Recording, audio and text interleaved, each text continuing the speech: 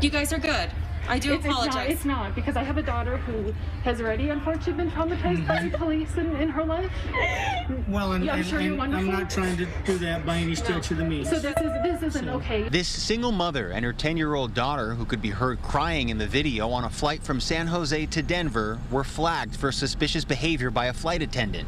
Before they made their way through the jet bridge, they were confronted by 2 armed police officers and questioned separately. We're just concerned about the behavior when you boarded the aircraft. That's all we're following up on. We're not suspecting anything.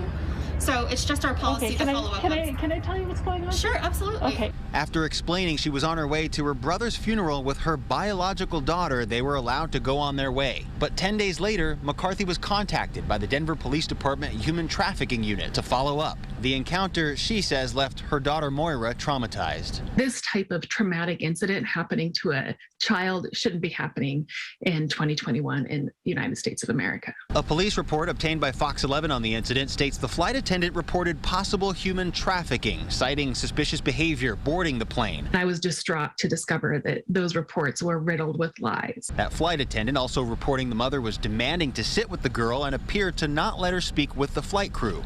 The police, for example, said that I had not been forthcoming with information when I actually have a 3-minute video of myself kind of telling them my life story. And the Southwest flight attendant who reported us to police had claimed that I had forbidden my daughter from speaking to flight crew, that my daughter and I didn't speak to each other the entire flight. Southwest Airlines released a statement reading in part, "We were disheartened to learn of this mother's account when traveling with her daughter. We're conducting a review of the situation internally and we'll be reaching out to the customer to address her concerns and offer our apologies for her experience traveling with us." If you're going to make allegations about possible human trafficking, also stop and check your own possible racial biases.